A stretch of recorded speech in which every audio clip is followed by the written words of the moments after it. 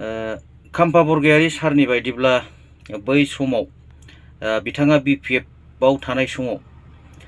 गासैबो जाथि गासैबो हारिनि मानसिफोरखौ खौसेयै लानानै खामानि मावबोआखैमोन नामा आरो जेसेबां थाखा फैसा फैदों जेसेबां धन सम्पति फैदों BTC नि मुङाव बेफोरखौ लानानै रायजो राजानि जौगाथायखौ मावबोआखैमोन नामा बिदिब्ला खाम्फा बरगयारी सारा बै समाव दे गोबां बोसोर डिपुटि चिफआव थाबोबाय बोखावोसो धर्म लानानै बोखावोसो गावसा होयो बेबादि राजनितिकआव थांनो प्रयोजन गैया दिनै UPPN दोलोआ गासिबो जाथिनि मानसिफोरखौ बजबनानै लानो रोंदों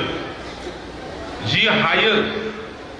जि फैसाफोर दङ एसे एनै बेजोंनो ओनसोलाव जौगानाय खामानिफोरखौ मावदों सेस्ता खालामदों गिबियावनो बयनिसिमबो आंनि अननाय सिबिनाय खुलुमनायखौ जासिहरबाय लोगोसेनो आसा खालामो नोंथांमोन बयबो मोजाङै दं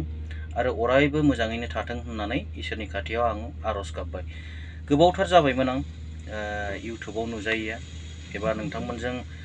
रायलायनो मोनै गोसोनि खोथाफोरखौ शेयार खालामनो मोनैया नाथाय दिनै गोसो जाबाय आरो आङो मोनसे समाव बुंदोंमोन जे राजखान्थिनि खोथाखौ लानानै आङो जेबो बुंथलिया नाथाय फैयै फैयै नुबाय राजखान्थियाव ओरैबायदि जाबाय माने मा होनबावनो जायफोर लिडारफोरानाखि बै समाव BTR एकर्डआ जेबो नङा BTR एकर्डनि गेजेरजों जोंनि गेजेराव गोजोन फैयाखै BTR एकर्डनि गेजेरजों जोंनि गेजेराव जौगानाय फैयाखै बा बायदिसिना खोथा बुंबोबाय थानाय जायफोर लिडारफोर बिथांमोना दिनै मा गोसोजों उल्थायै आरो BTR एकर्डखौ बा BTR एग्रिमेन्टखौ माने बाख्नायखो आरो जाय UPPL हान्जाखौ माने रायजो राजाफोरनि गांनाय उखैनाय सुफुंनो हायाखै रायजो राजाफोरनि साननाय बायदि खामानि मावनो हायाखै बेफोरबायदि होननानै माने बुंबोबाय थादोंमोन बै बिथांमोनहा दिनै माखासे पार्सनेलि लाबालाबनि थाखाय ना माबा मोनसे जाहोननि थाखाय BPF हान्जाखौ नागारनानै UPPL हान्जायाव हाबहैखो दा हाबहैखांनायनि उनाव बिथांमोनखौ माबायदि मन्त्र जारिखो माबायदि दैयाव दुगैहोखो दा बिथांमोना उल्थायै आरो BPF हान्जाखौ सोंखारिफिननाय BPF हान्जाखौ माने बखिफिननाय बेफोरबायदिखौ नुबाय थानो मोननाय जादों दा आङो बुङा नंदोंमोन थेवबो गोसोजों गोसो सानबाय थाबाय आं माने राजनितिकआ मानसिखौ माबायदि खालामो आरो बेखौनो होनो राजनितिक बेखायनो आङो दा मोनसे भिडिअ मोनदों ससियेल मिडियायाव बे भिडिअनि सायावनो आं बे बाथ्राखौ बुंदों जे खाम्फा बरगयारी सार बिथांखौ सारखौनो बुंनांगोन बिथांमोना माने गोदो BTC एकर्ड खालामग्रा बर'फोरनि गेजेराव जौगानाय खामानिखौ मावजेनग्रामोन नालाय दा सारा बुंदों जे BTR एकर्ड जाखांनायनि उनाव गोजोन फैदों नाथाय BTR एकर्ड जाखांनायनि सिगां बिथांमोनानो BTC खौ सालायदोंमोन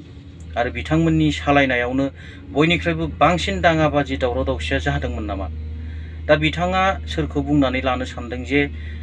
माने बै समाव गोजोन गैयामोन नाथाय दा गोजोन फैबाय होननानै दा साननो थाङोब्ला बै समाव बिथांमोनानो सलायबोबाय थादों BTC खौ दा BTC खौ बै समाव सालायबाय थानाय समावनो जेनेबा दावराव दावसिया जादोंब्ला सोरनि थाखाय जादों सोर खालामा दा सोंथिया बेसो जानोसै आरो दा बेखौ आं सानबाय थादों थांखांनाय जाथायफोरखौ आरो रायखांनो नांलामोन बिथाङा हाबहैबाय मोजाङानो जाबाय दे मोजांखौ नागिरनानै हाबहैदोंब्ला नाथाय बै समाव गोजोन गैयामोन दा गोजोन फैबाय सोरखौ बुंनानै लानो नागिरदों दा आं बेखौ सानदों ससे भिडिअ क्लिप दङ एसे नायबानो जाबाय बोखावोसो धर्म लानानै बोखावोसो गावसा होयो बेबादि राजनितिकआव थांनो प्रयोजन गैया दिनै UPPN दोलोआ गासिबो जाथिनि मानसिफोरखौ बजबनानै लानो रोंदों जि हायो जि फैसाफोर दङ एसे एनै बेजोंनो ओनसोलाव जौगानाय खामानिफोरखौ मावदों सेस्ता खालामदों दा बेनिखायनो बिथांमोननो आरोबाव मोनसे सम होबावनि जे इउपिपिएलनि दारैनो ओनसोलाव दिनै जि सान्थि फैदों बे सान्थिखौ मजबुत खालामबावनांगौ आरो भबिष्यताव जेब्लाबो ओनसोलाव दावराव गैयै बेबायदि मोनसे परिस्थिति बिथांमोननि दारै जोंहा खालायनांगौ जौगानाय खामानिखौ जोंनो नांथारगोन उदालगुरि हिसाबै बेवहाय शिक्षानि अनुष्ठान प्रतिष्ठान जोङो लाबोथारनांगोन बेवहाय रांखान्थि जौगानायनि गोबां बिजनेस फालांगिनि व्यवसायनि